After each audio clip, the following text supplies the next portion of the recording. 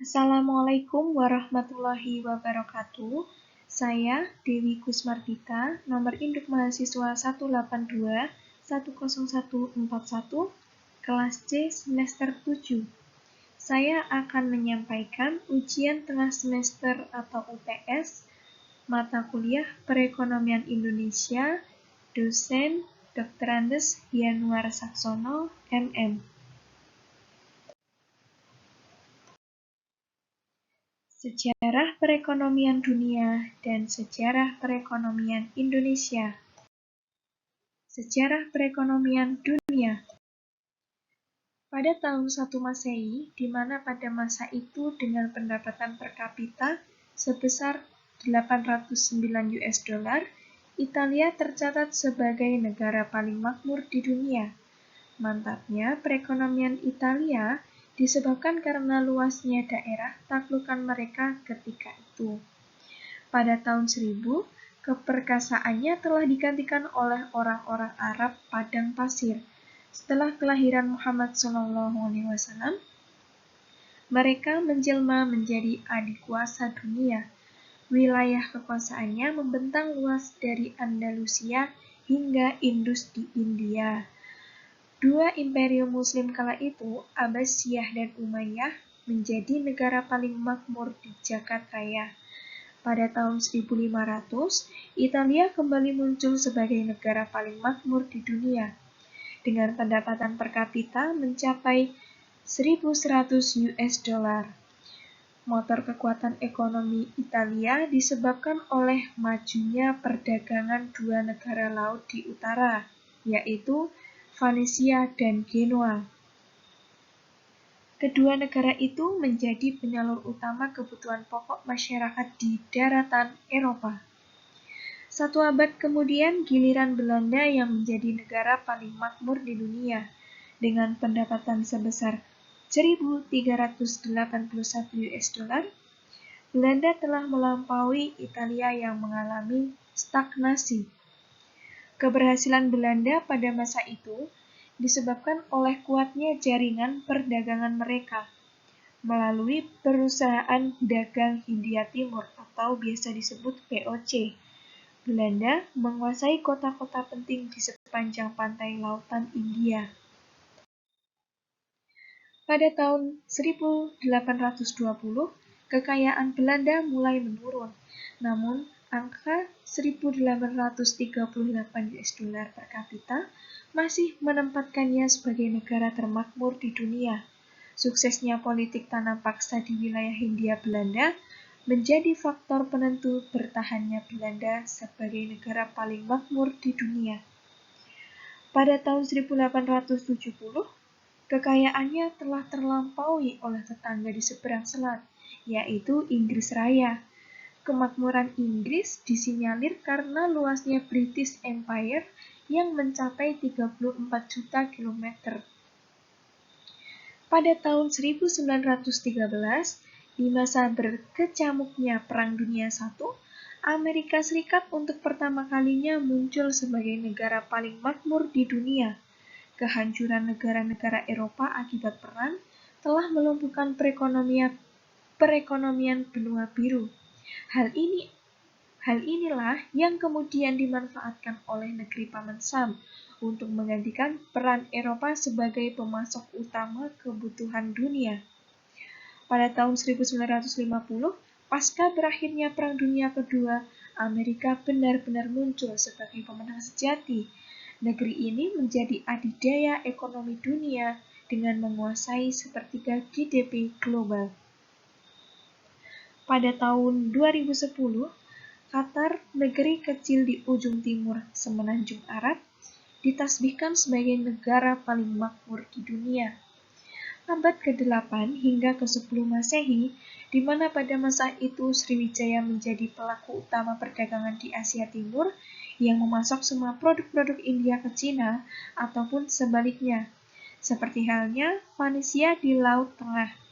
Saudagar-saudagar Sriwijaya juga menguasai jalur perdagangan Samudra Hindia serta Laut Cina Selatan. Tenggelamnya perekonomian Sriwijaya bermula dari serangan pasukan Chola dari pantai Coromandel, serta munculnya pengusaha-pengusaha Tiongkok dalam perdagangan Nanyang. Pada abad ke-17, Kesultanan Aceh muncul sebagai negara paling makmur di Nusantara. Kekuatannya mengikuti Sriwijaya dan Melayu, mengandalkan penguasaan atas jalur perdagangan vital Selat Malaka. Selanjutnya, perkembangan ekonomi global. Dalam perkembangan konsep ekonomi, telah terjadi pergeseran yang utama dalam hal filosofi yang mendasari perkembangan konsep ekonomi tersebut. Pada awalnya, konsep ekonomi didasari oleh filsafat moral etik. Namun, dalam perkembangan berikutnya, periode dari abad tersebut sampai sekarang, pemikiran ekonomi seolah terlepas dari pijakan filsafat moral etik, lebih banyak diwarnai oleh filsafat positif rasional atau logikal positif, dan pendekatannya lebih bersifat mekanistik. Filsafat ini hanya memandang sistem ekonomi sebagai komoditas.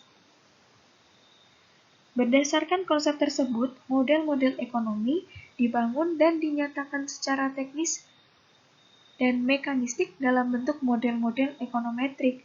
Dalam model tersebut, dikeluarkan faktor-faktor non-ekonomi, walaupun faktor tersebut sangat mempengaruhi perilaku ekonomi masyarakat.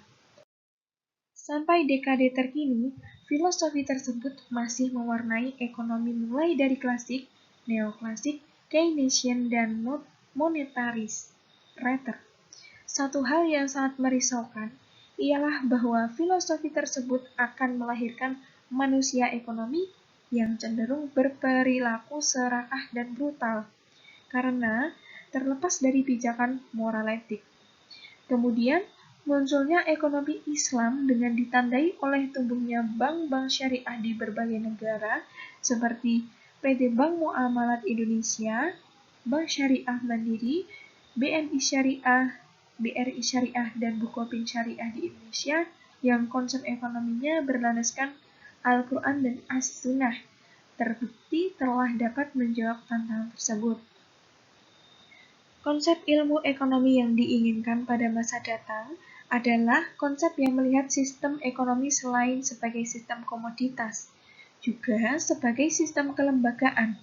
Dengan konsep ini yang dibangun bukan model-model, tetapi konstruk. Dalam konstruk itu telah dimasukkan faktor-faktor non-ekonomi yang mendasari perilaku unit ekonomi dalam masyarakat pada gilirannya. Hal ini diharapkan dapat menangkap seluruh fakta ekonomi masyarakat secara komprehensif dan sistematik. Selanjutnya, sejarah perekonomian Indonesia. Sejarah perekonomian Indonesia dibagi menjadi: pertama, pemerintahan Orde Lama, kedua, pemerintahan Orde Baru, yang ketiga, pemerintahan transisi, dan yang keempat, pemerintahan reformasi. Pemerintahan Orde Lama. Pemerintahan Orde Lama. Pada tahun 1950 sampai 1965, Indonesia dilanda gejala politik dalam negeri yang mengakibatkan perekonomian Indonesia sangat buruk. Kegiatan produksi di sektor pertanian dan industri manufaktur berada pada tingkat yang sangat rendah karena kapasitas produksi dan infrastruktur pendukung. Pada Kabinet Natsir dirumuskan perencanaan pembangunan ekonomi yang disebut Rencana Urgensi Perekonomian atau RUP. RUP kemudian digunakan pada kabinet selanjutnya yang dinamakan Rencana Pembangunan Ekonomi 5 tahun.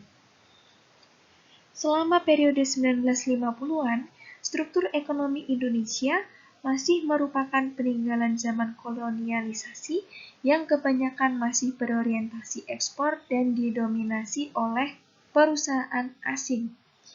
Prioritas pembangunan Orde Lama yaitu stabilisasi dan pertumbuhan ekonomi, pembangunan industri, unifikasi, dan rekonstruksi. Pada akhir 1965 terjadi kudeta dari PKI yang juga merubah sistem ekonomi Indonesia dari pemikiran sosialis semi-kapitalis. Faktor penyebab buruknya perekonomian Indonesia pada Orde Lama. Yang pertama, periode Orde Lama Indonesia pernah mengalami sistem politik demokrasi dan demokrasi terpimpin. Sistem politik demokrasi saat itu menyebabkan kehancuran politik dan perekonomian nasional akibat dari terlalu banyak konflik partai politik. Begitu juga sistem politik demokrasi terpimpin yang umur kabinetnya hanya 1 tahun saja, yang tidak memberi kesempatan atau waktu bagi pemerintah yang berkuasa untuk memikirkan masalah sosial dan ekonomi. Yang kedua, selain kondisi politik dalam negeri, buruknya perekonomian pada masa Orde Lama, yaitu keterbatasan faktor produksi atau orang dengan tingkat kewirausahaan dan kapabilitas manajemen yang tinggi, tenaga kerja, tenaga pendidikan atau keterampilan yang tinggi, dana, teknologi, dan kemampuan pemerintah untuk menyusun rencana dan strategi pembangunan yang baik. Selanjutnya, pemerintahan Orde Baru. Perhatian pemerintah ditujukan kepada kesejahteraan masyarakat lewat pembangunan ekonomi dan sosial tanah air. Pemerintah menjalin kembali hubungan baik dengan berbagai pihak dan menjalin pengaruh ideologi komunis dan juga kembali menjadi bagian dari PBB dan lembaga lainnya seperti IMF dan Bank Dunia. Dilakukan penyusunan repelita secara bertahap. Tujuan jangka panjang pembangunan ekonomi masa Orde Baru adalah meningkatkan kesejahteraan masyarakat melalui suatu proses industrialisasi dalam skala besar. Repelita 1 bertujuan untuk membuat Indonesia menjadi swasembada, terutama dalam kebutuhan beras. Pemerintah melakukan program penghijauan atau revolusi hijau di sektor pertanian. Lalu, paradigma pembangunan era Orde Baru diwadahi dalam konsep trilogi pembangunan, yaitu stabilitas nasional yang mantap dan dinamis dalam bidang politik dan ekonomi, pertumbuhan ekonomi yang tinggi, dan pemerataan pembangunan. Repelita 4, orientasi kebijakan mengalami perubahan dari penekanan hanya pada pertumbuhan ke pertumbuhan dengan pemerataan. Sejak masa Orde Lama hingga berakhirnya masa Orde Baru, Indonesia telah mengalami 2 orientasi kebijakan ekonomi, yang tentunya itu berbeda, yaitu dari ekonomi tertutup yang berorientasi sosialis pada rezim Soekarno ke ekonomi terbuka yang berorientasi kapitalis pada rezim Soeharto.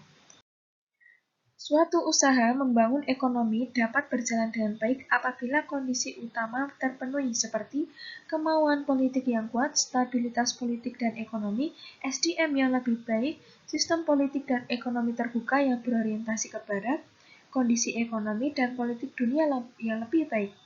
Lalu yang kedua, kecacatan kebijakan ekonomi selama masa Orde Baru, yaitu biaya ekonomi yang tinggi dan fundamental ekonomi yang rapuh. Terlihat dari buruknya kondisi sektor perbankan nasional dan semakin besarnya ketergantungan Indonesia terhadap modal asing, termasuk pinjaman dan impor yang menyebabkan krisis moneter pada pertengahan 1997. Pemerintahan transisi berawal dari nilai tukar mata uang Thailand terhadap dolar Amerika yang mengalami guncangan hebat sehingga mempengaruhi perekonomian negara lain termasuk Indonesia. Pada 8 Oktober 1997, pemerintah akhirnya meminta bantuan keuangan dari IMF sebesar 3 miliar dolar AS yang diharapkan akan menstabilkan nilai tukar rupiah. Namun, kenyataannya nilai tukar rupiah terus melemah sampai 15.000 per dolar AS. Peminjam bantuan keuangan dari IMF yang kedua kalinya ditunda akibat pemerintah Indonesia tidak melakukan reformasi sesuai kesepakatan dengan IMF. Setelah itu dilakukan kembali perundingan hingga menciptakan kesepakatan baru yang bernama Memorandum Tambahan tentang Kebijaksanaan Ekonomi Keuangan yang berisi program stabilisasi, restrukturisasi perbankan, reformasi struktural, penyelesaian ULN swasta, dan bantuan untuk rakyat kecil. Pada akhir Mei 1998, terjadi pergerakan mahasiswa yang mengakibatkan Soeharto mengundurkan diri dan diganti oleh wakilnya B.J. Habibie.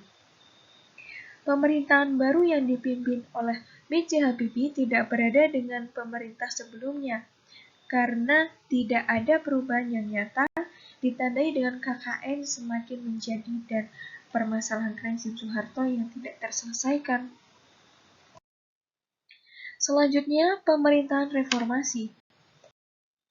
Ketidakstabilan politik dan sosial yang tidak semakin surut pada saat pemerintahan Gus Dur menaikkan tingkatan country risk dan ditambah dengan buruknya hubungan antara pemerintah Indonesia dengan IMF membuat pelaku bisnis termasuk investor asing enggan melakukan kegiatan bisnis di Indonesia. Setelah Presiden Gus Dur turun, Megawati menjadi Presiden Indonesia yang kelima. Keterpurukan kondisi ekonomi yang ditinggal Gus Dur makin terasa jika dilihat dari perkembangan indikator ekonomi lain seperti tingkat suku bunga, inflasi, saldo neraca pembayaran, dan defisit APBN. Namun, pada era Megawati, kinerja ekonomi Indonesia juga menunjukkan perbaikan. Paling tidak dilihat dari laju PDB, kinerja ekspor juga membaik dengan pertumbuhan 5% tahun 2002 dibandingkan minus 9,3% pada 2001. Pada bulan-bulan pertama pemerintahan SBY, rakyat Indonesia, pelaku usaha luar dan dalam negeri, maupun lembaga seperti IMF, ADB, dan Bank Dunia sempat optimis bahwa kinerja ekonomi Indonesia 5 tahun ke depan akan jauh lebih baik dibanding pemerintahan sebelumnya sejak Soeharto lengser. Namun, pada pertengahan kedua tahun 2005, ekonomi Indonesia dilanda dua peristiwa, yaitu kenaikan harga BBM di pasar internasional dan melemahnya nilai tukar rupiah terhadap dolar AS. Selain itu, pada periode 2008 sampai 2009 terjadi krisis ekonomi global yang mengakibatkan resesi ekonomi dunia. Krisis global tersebut berdampak pada perekonomian Indonesia lewat penurunan ekspor dari sejumlah komoditi penting. Sekian dari saya, apabila ada salah kata, saya mohon maaf yang setulus-tulusnya. Billahi taufiq wal hidayah, wassalamualaikum warahmatullahi wabarakatuh.